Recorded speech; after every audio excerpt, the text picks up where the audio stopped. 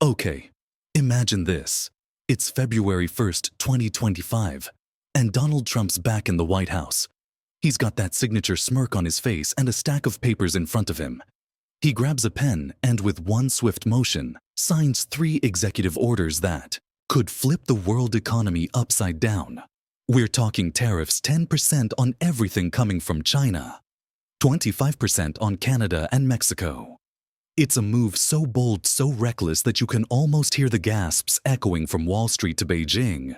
But then just days later, he pumps the brakes on Canada and Mexico, giving them a 30-day timeout, while China's tariffs stick and the retaliation begins. What the hell is going on? Here is this guy playing 4D chess or just tossing grenades into the global market, hoping something sticks. You're about to find out. Because this isn't just some dry news story. This is a trade war exploding in real time, and it's gonna hit you where you live. But to get why this matters, we've got to rewind way back. Because this didn't start in 2025. This has been brewing for decades. Let's take you to the end of World War II picture. A world in ruins. Cities flattened. Economies shattered. The U.S. steps up like the big brother with cash and a plan. It's called the Bretton Woods system. A fancy name for a deal that says, hey, let's all trade nice and easy. No crazy tariffs. Just smooth sailing for goods across borders. It's the birth of free trade, as we know it. And it works for a while. America's factories are humming. Europe's rebuilding. Japan's cranking out cars. Fast forward to the 70s though. And cracks start showing. Oil crises. Inflation. China's waking up from its slumber, starting to make stuff cheap. And by the 80s, globalization's in full swing. You've got Nike shoes made in Vietnam. Walmart shelves stuffed with Chinese toys. U.S. companies shipping jobs overseas. Because why pay $20 an hour here when you can pay 20 cents?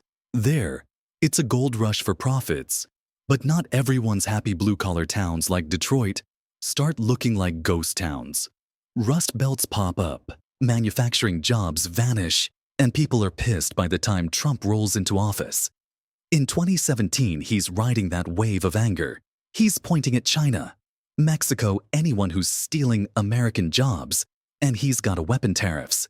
He hits China with them in 2018. Billions in goods taxed back and forth. Beijing fires back. It's a trade war that shakes supply chains. Costs pile up. Consumers feel it. He slaps steel and aluminum tariffs on Canada, Mexico. The EU too.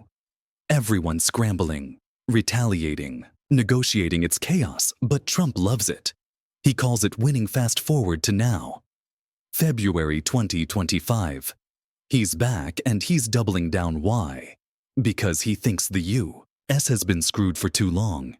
He's got this idea of reciprocity. If you tax us, we tax you back harder. It's not just economics. It's personal. He's tying it to drugs, immigrants, fentanyl pouring over borders. He's saying, Canada, Mexico, China, you fix this, or pay up. And on February 1st, he drops the hammer. 10% on all Chinese imports, 25% on Canada and Mexico.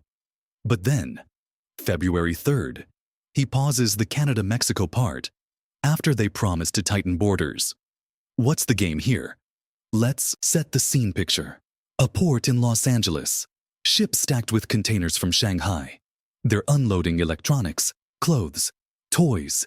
But now, there's a 10% tax slapped on every box. Cranes slow down. Workers grumble. Prices are gonna spike. Head up to Detroit. Auto plants humming with parts from Mexico and Canada. 25% tariffs were looming, but now they're on hold for 30 days. Imagine the tension in those factories. Will the costs hit? Will the lines stop? Then think about a grocery store in Texas. Avocados from Mexico. Strawberries from Canada. Prices could have jumped. But for now, they're steady. It's a holding pattern and the world's watching. Because this isn't just about Trump. This is about power.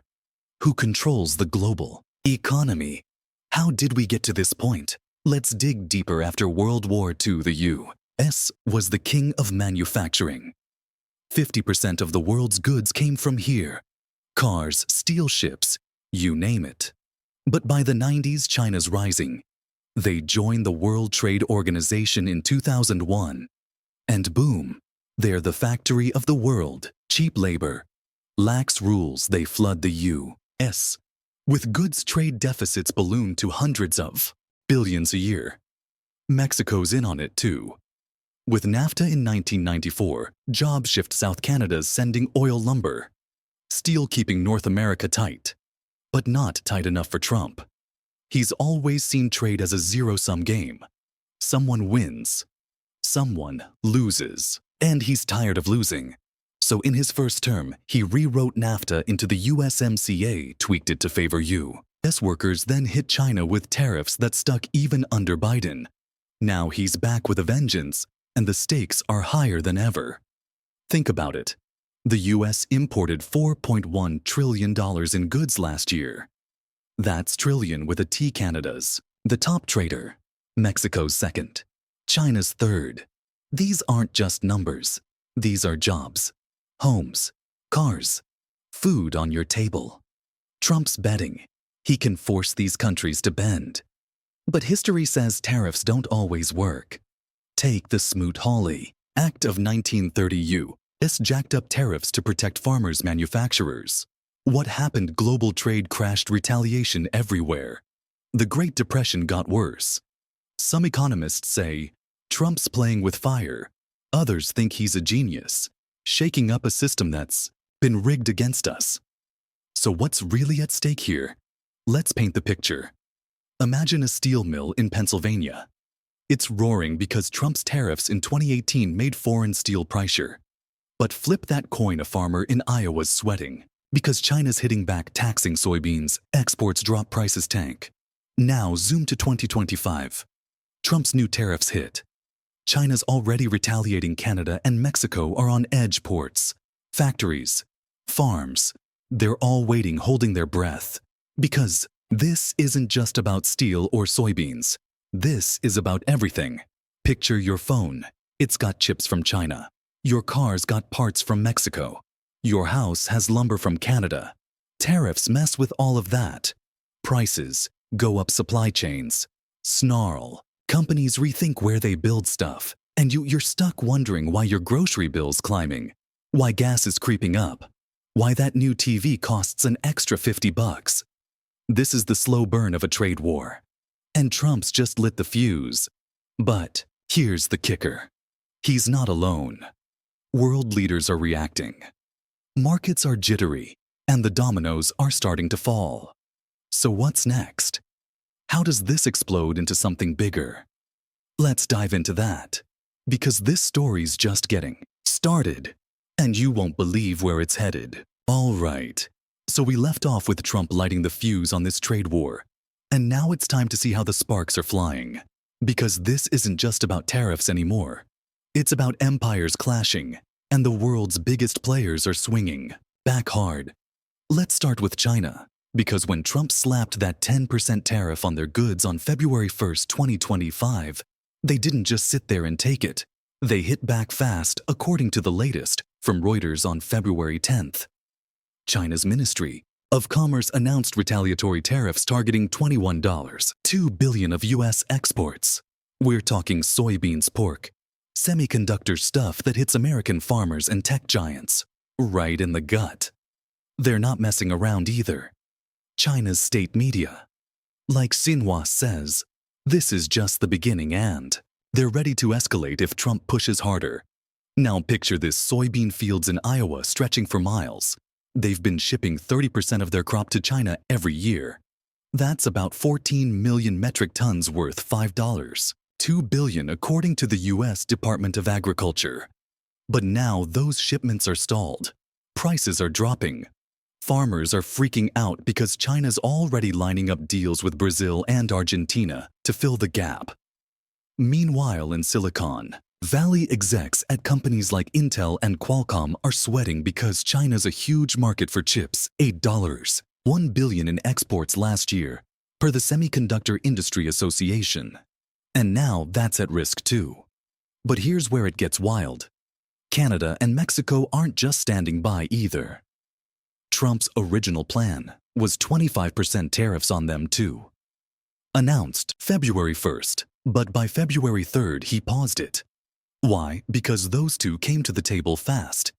Canada's Foreign Affairs Minister Chrystia Freeland and Mexico's Economy Secretary Marcelo Ebrard flew to D.C. and cut a deal tighter border security for 30 days to stop fentanyl and migrants in exchange for a tariff freeze. It's a shaky truce though because Canada supplies 80% of America's primary aluminum imports. That's 4.2 million metric tons. A year stats from Natural Resources Canada. And Mexico's got 63% of U.S. Avocado imports 1.8 million tons per the Haas Avocado Board.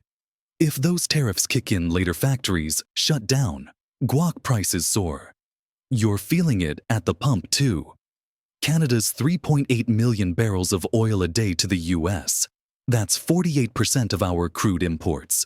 U.S. Energy Information Administration says. So any hiccup there, and gas jumps past $4 a gallon. But let's zoom out, because this is bigger than North America. The shockwaves are hitting everywhere. Europe's watching close, because they're next. On Trump's list, he's hinted at tariffs on German cars, French wine. But here's the kicker. China's not just fighting with tariffs, they're playing chess. Bloomberg reported February 15th. They're dumping U.S. Treasury bonds $30 billion worth since January, driving up U.S. borrowing costs. The 10-year yields up to 4.3% from 4% per the Federal Reserve. That's making your mortgage pricier, your car loan too, and Wall Street's jittery Dow's down 800 points since the tariff news hit. CNBC says, now let's talk jobs, because this isn't just numbers, it's people. U.S. manufacturing could take a hit. The National Association of Manufacturers estimates 400,000 jobs at risk if this escalates. Auto workers in Michigan, steel guys in Pennsylvania, they're on edge because if Canada cuts off steel or Mexico slows parts, cars don't get built. But flip that coin, some say tariffs could bring jobs back. Trump's team claims 1-2 million new jobs by 2027. If companies reshore production, Economic Policy Institute backs that with data from his first term. But economists like Paul Krugman in the New York Times are screaming, this is a fantasy. Retaliation kills more jobs than it saves. And the data's murky. Still, here's a midway gut check for you. Smash that like button if you think this trade war's about to change your life, because we're not done yet. Let's talk real voices.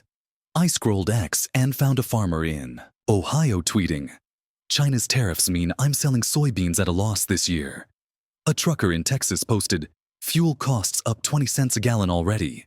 Thanks, Trump. Then there's the global angle.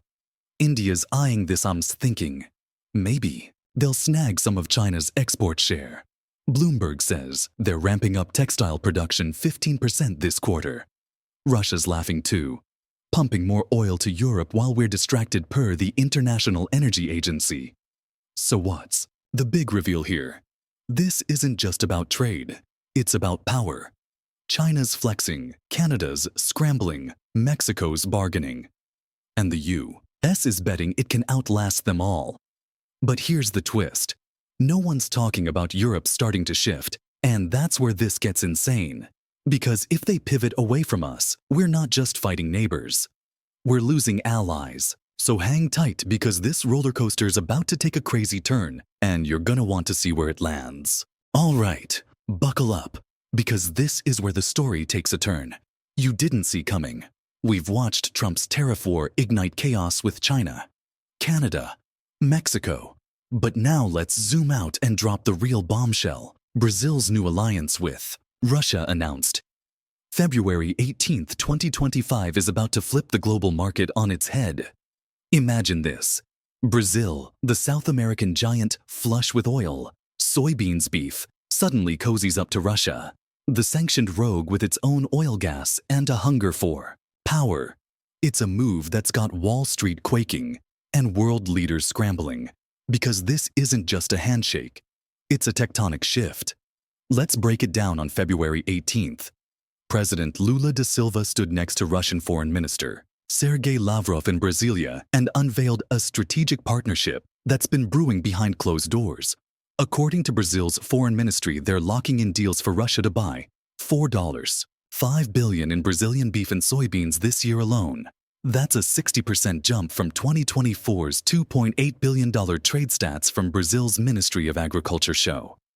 Meanwhile, Brazil's snapping up Russian diesel, 1.2 million barrels a month, since January per the International Energy Agency, and fertilizers. 25% of Brazil's supply comes from Russia, 6.3 million tons last year. U.S. Department of Commerce data confirms this is huge, because Brazil's agribusiness, that's 28% of its GDP, $570 billion in 2024. World Bank numbers relies on those fertilizers to feed the world. 10% of global food exports come from here. Think about that for a sec. Russia's been iced out by the West. Sanctions since 2022 have choked its trade.